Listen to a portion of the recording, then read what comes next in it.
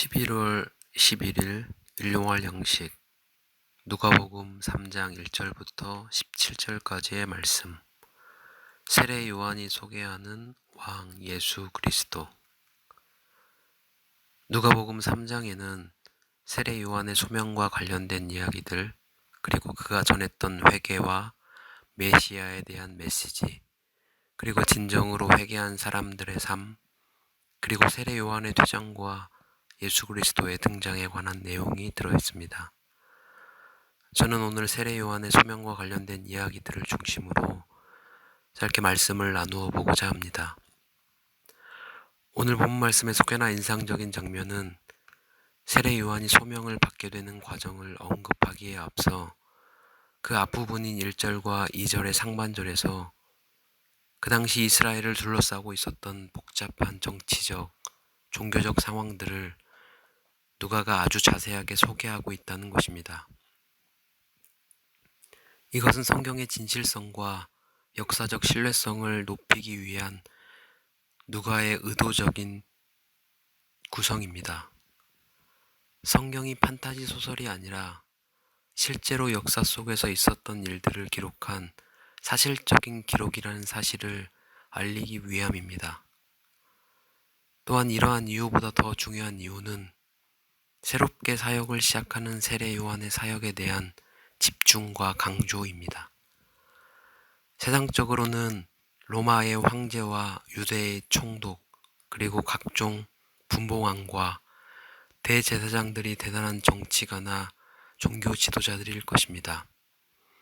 그러나 하나님이 보시기에 그들은 단지 하나님이 사용하기를 원하시는 한 사람의 말씀 사역자, 즉 세례 요한의 사역의 시작을 알리는 배경 화면이나 시계로서의 역할밖에는 할 수 없습니다. 이 세상 사람들에게는 로마의 왕이 바뀌고 총독과 분봉왕이 부임하고 대제사장이 취임하는 것이 가장 큰 뉴스일 것입니다. 그러나 하나님께서는 자신의 음성을 또렷하게 전해줄 한 사람이 새롭게 세워지고 그 한 사람이 새롭게 자신의 사역을 시작하는 것이 가장 큰 뉴스거리입니다. 하나님은 세상을 움직일 야망을 가지고 있는 사람들을 통하여 세상 역사를 바꾸시지 않습니다. 오히려 하나님은 하나님 앞에서 자신에게 진실로 사로잡힌 사람들을 통하여 세상 역사를 바꾸십니다. 이렇게 세례 요한은 하나님의 적극적인 성원 속에서 그의 사역을 시작하였습니다. 그렇다면 그는 언제 그리고 어디에서 자신의 사역을 시작하였을까요? 2절 후반부의 말씀은 다음과 같이 말합니다. 하나님의 말씀이 빈들에서 사가랴의 아들 요한에게 임한지라. 세례 요한은 하나님의 말씀을 받고 그의 사역을 시작하였습니다.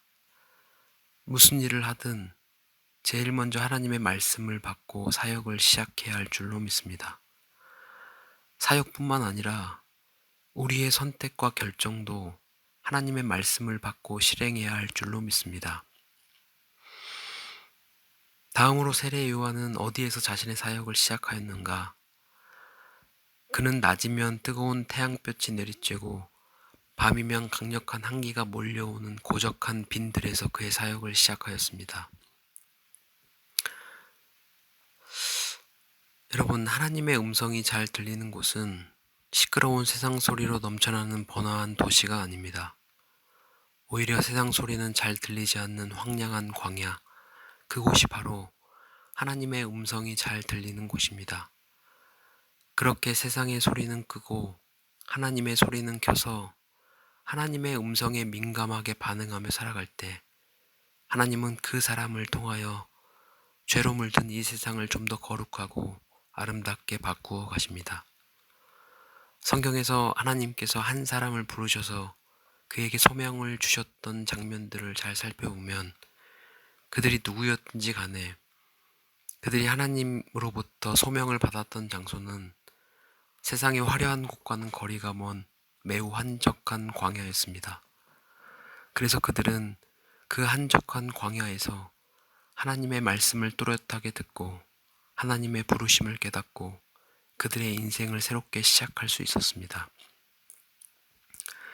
사랑하는 여러분, 하나님이 쓰시는 사람들은 최고의 학벌을 자랑하는 대학 캠퍼스나 최고의 경쟁력을 자랑하는 글로벌 기업의 사무실에서 준비되는 것이 아닙니다. 하나님이 쓰시는 사람들은 그런 곳과는 동떨어져 있는 빈 들이나 외로운 섬과 같은 곳에서 준비됩니다. 그렇게 스마트폰도 없고 친구도 없고 온갖 뉴스와 오락거리도 없고 오직 하나님만을 바랄 수밖에 없는 그런 한적한 광야에서 직접 하나님을 만나 대면함으로 직접 자신에게 임하는 하나님의 말씀을 받음으로 하나님이 쓰시는 사람으로서의 가장 중요한 준비가 이루어지는 것입니다. 사랑하는 여러분, 이 사실을 기억하며 오늘 하루도 하나님의 충실한 종으로서 하나님의 말씀을 기다리며 그 말씀에 따라 맡겨진 사명을 잘 감당하는 저와 여러분이 될 수 있기를 바랍니다.